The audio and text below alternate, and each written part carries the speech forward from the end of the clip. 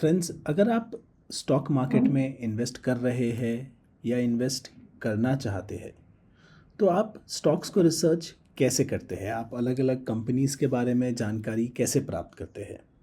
इस रिसर्च को करने के लिए एक तरीका होता है फंडामेंटल एनालिसिस, दूसरा तरीका आपने सुना होगा टेक्निकल एनालिसिस। तो एक तरह से इन दोनों चीज़ को, स्पेशली फंडामेंटल एनालिसिस के लिए जो आपको डेटा पॉइंट्स चाहिए होते हैं किसी भी कंपनी के, वो इजीली आप कैसे प्राप्त कर सकते हैं, उसके लिए ये एक जो प्लेटफॉर्म है स्कैनेक्स, जो कि एक स्टॉक स्क्रीनर है इंडियन स्टॉक्स के लिए, उस प्लेटफॉर्म को कैसे यूज़ करके आप स्टॉक्स को रिसर्च कर सकते हैं, ये मैं आपको आज दिखा रहा हूँ। जनरली किसी भी स्टॉक का नाम जब मैं पहली बार सुनता हूँ, मैं इस प्लेटफॉर्म पर आता हूँ और यहाँ पर उसके बारे में रिसर्च करता हूँ। जैसे कि आप देखेंगे कि यहाँ पर कुछ टॉप स्टॉक्स ऑलरेडी दिख रहे हैं, तो अगर हमें सिंपली इनमें से ही कोई सेलेक्ट करना है तो समझिए मैं रिलायंस इंडस्ट्रीज़ पर क्लिक कर देता हूँ। तो यहाँ पर स्कैनेक्स पर जो है इस स्टॉक के बारे में, रिलायंस के बारे में अब सारी जानकारी आ जाती है। जैसे कि आप देख सकते हैं कि मार्केट कैप यहाँ आ जाता है, उसका बुक वैल्यू यहाँ आ जाता है। अब मार्केट कैप तो आपको पता है कि सिंपल है कि कंपनी की टोटल वैल्यू कितनी है, तो यहाँ पे आप देख सकते हैं कि यहाँ पर कंपनी की वैल्यू 20 लाख करोड़ से थोड़ा ऊपर चल रही है इस वक्त। तो यह एक लाइव फिगर आप देख सकते हैं, मार्केट चालू है तो ये एक लाइव फिगर यहाँ दिख रहा है।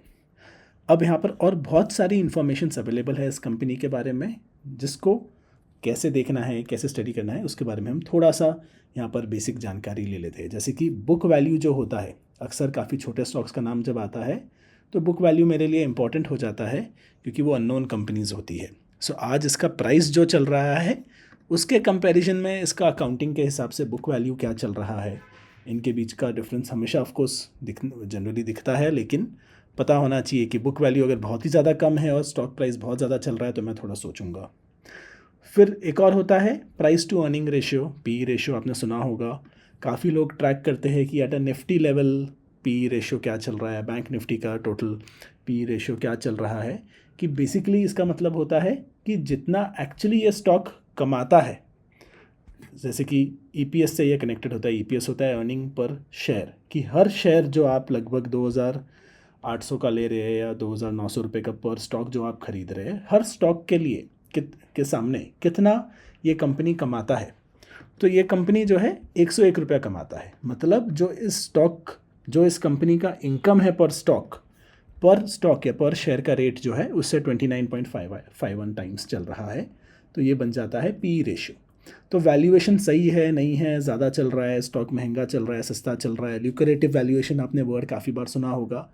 ये लोग पी रेशियो जो है इस चीज़ को अक्सर, या ईपीएस जो है उसको प्राइस से कंपेयर करके काफ़ी बार स्टडी करते हैं। सो पी रेशियो अगर आपने एज अ कंसेप्ट सुना है तो वो इस तरह कैलकुलेट होता है और यहाँ पर आपको अपफ्रंट दिख जाता है। एक चीज़ मैं दोस्तों आपको क्लैरिफाई कर देता हूँ, ये मैंने एक सैम्पल एग्जाम्पल स्टॉक ओपन किया है। मैं यहाँ पर आपको कोई भी बाइंग सेलिंग की रिकमेंडेशन नहीं दे रहा हूँ, मैं आपको दिखा रहा हूँ कि ये प्लेटफॉर्म जो है कैसे यूज़ करते हैं, कैसे आप किसी स्टॉक का फंडामेंटल एनालिसिस कर सकते हैं इस प्लेटफॉर्म के थ्रू। यहाँ पे आप नीचे थोड़ा सा स्क्रॉल करेंगे तो इस स्टॉक के जो है लॉन्ग टर्म और शॉर्ट टर्म रिटर्न्स आप देख सकते हैं। सो एक हफ्ते में प्राइस का मूवमेंट क्या रहा है, एक महीने में क्या रहा है, लॉन्ग टर्म में कैसा रहा है, ये सब दिख जाता है। अब यहाँ पर थोड़ा नीचे आएंगे तो कंपनी के फिनेंशियल्स भी दिखते हैं, बैलेंस शीट, कैश फ्लो, ये सब दिखता है। शेयर होल्डर में प्रमोटर शेयर होल्डिंग कैसा चल रहा है, थोड़ा ये भी आपको दिखता है। और पीयर कंपैरिजन भी एक तरह से वो करते हैं, वो देखने की कोशिश करते हैं कि इस सेक्टर में एक तरह से और कितने कंपनीज़ है, कौन सी कंपनीज़ है, उनका जो क्विक कुछ इंपॉर्टेंट मेट्रिक्स जो है, जैसे अगेन पी रेशियो जो चल रहा है, उनका रेवेन्यू क्या चल रहा है, ईयर ऑन ईयर ग्रोथ कैसा है, वो सारे मेट्रिक्स को आप यहाँ पर कंपेयर कर सकते हैं। यहाँ पे आप देख सकते हैं रिलायंस को ज़्यादातर ऑयल कंपनीज़ के साथ जो है, या ये रिफाइनिंग कंपनीज़ के साथ जो है कंपेयर किया जा रहा है। लेकिन आप कह सकते हैं कि रिलायंस के अंदर तो शायद टेलीकॉम भी अब है, रिटेल भी एक बड़ा पार्ट है। तो ये एक कंपैरिजन जो है आप क्या सोच सकते हैं एक तरीके से, कि आपको थोड़ा सा ये कंसिडर करना है कि रिलायंस के ऑयल बिजनेस से ये सारे कंपेयर हो रहे हैं। लेकिन हो सकता है कि जो रिलायंस के मेट्रिक इस वक्त चल रहे हैं उसके पीछे क्या स्टोरी है, उसके लिए आपको थोड़ा बहुत न्यूज़ और कॉर्पोरेट एक्शंस ये सब भी पता होना चाहिए। सो एक चीज़ जो है यहाँ पर, ये जो प्लेटफॉर्म है स्कैनेक्स, वो धन की टीम ने बनाया है, धन से काफ़ी अच्छे से इंटीग्रेटेड है। तो अगर आप यहाँ पर लॉगिन कर लेते हैं तो कई सारे और फीचर्स भी आपके लिए अनलॉक हो जाते हैं। सो मैं अपने धन के अकाउंट में लॉगिन कर लेता हूँ यहाँ पर, जिससे अब स्कैनएक्स जो है लिंक हो जाएगा। तो उससे कई सारे और ऑप्शंस भी मेरे लिए ओपन हो जाते हैं। तो मैंने यहाँ पर जो है धन के अपने अकाउंट को लॉगिन कर लिया है। अब यहाँ पर धन से लॉगिन करने के बाद कुछ और ऑप्शंस मेरे पास आएंगे, वो मैं आपको दिखाऊंगा। जैसे कि आप देख सकते हैं बाय सेल के बटन अब मेरे पास अवेलेबल है। मैं सीधे स्टॉक में अगर कोई ट्रेड लेना चाहता हूँ तो मैं यहीं से ले सकता हूँ अपने धन के अकाउंट में। अब यहाँ पर अगर मुझे खुद के वॉच लिस्ट बनाने हैं, खुद के स्क्रीन्स बनाने हैं, कई सारे और फीचर्स हैं जो यहाँ पर ओपन हो जाते हैं। सो अगेन हम पीयर कंपैरिजन यहाँ देख रहे थे। लॉगिन करने के बाद थोड़े कॉर्पोरेट एक्शंस भी मैं यहाँ देख सकता हूँ, डिविडेंड्स कितने दिए गए हैं देख सकता हूँ, बोनस का क्या हिस्ट्री रहा है, राइट्स इशू का क्या हिस्ट्री रहा है, ये सारी चीज़ें यहाँ पर दिखने लगती है। अब यहाँ पर अगेन हम ऊपर आ जाते हैं। आपको जो भी वो पीयर कंपैरिजन या जो सेक्टर में इसको क्लासीफाई किया गया है स्टॉक को, उसके हिसाब से सेक्टर का पी आपको दिखाया जाता है। जैसे अगर मैं एक और कोई स्टॉक ले लूँ फॉर एग्जांपल, जैसे बैंकिंग बहुत ही बड़ा सेक्टर है, अगर हम HDFC बैंक ओपन कर लेते हैं। सो HDFC बैंक में आप देख सकते हैं कि इनका पी रेशियो आपको दिख रहा है HDFC बैंक का, और सेक्टर का पी रेशियो भी आपको दिख रहा है। यहाँ पर अगेन बुक वैल्यू आपको दिखता है और स्टॉक का करंट प्राइस आपको दिखता है, अर्निंग पर शेयर आपको दिखता है, अगेन वैल्यूएशन इसका आपको दिख जाता है यहाँ पर। सो यहाँ पर आप देख सकते हैं कि डिफरेंस जो पी रेशियो और सेक्टर पी में उतना ज़्यादा नहीं है जितना हमने पिछले एग्जाम्पल में देखा था। इस कंपनी का डिविडेंड यील्ड कितना रहता है कि डिविडेंड्स में आप कितना कमा लेते हैं, तो जो स्टॉक की वैल्यू उसके कंपैरिजन में कितना वैल्यू डिविडेंड के तौर पे आ जाता है आपके हाथ में, वो परसेंटेज आपको यहाँ दिख जाता है। जैसे कुछ लोग कहते हैं कि ITC में डिविडेंड्स बहुत ज़्यादा आता है या ITC एक डिविडेंड स्टॉक है, तो क्या वो सच है? तो देखिए ITC का डिविडेंड यील्ड जो है 2.81 है। तो ऐसा लग रहा है कि ऑफकोर्स HDFC के कंपैरिजन में तो जो है ITC का डिविडेंड यील्ड काफ़ी अच्छा है। तो ये जो स्कैनएक्स है वो ये सब डेटा पॉइंट्स आपको फैक्चुअली चेक करने का ऑप्शन देता है कि एक्चुअल नंबर्स क्या है। तो आपको किसी की बात सुन के बस कोई चीज़ पर एक्शन नहीं लेना है या मान नहीं लेना है, आप वेरीफाई कर सकते हैं काफ़ी सारी चीज़ें यहाँ पर आकर।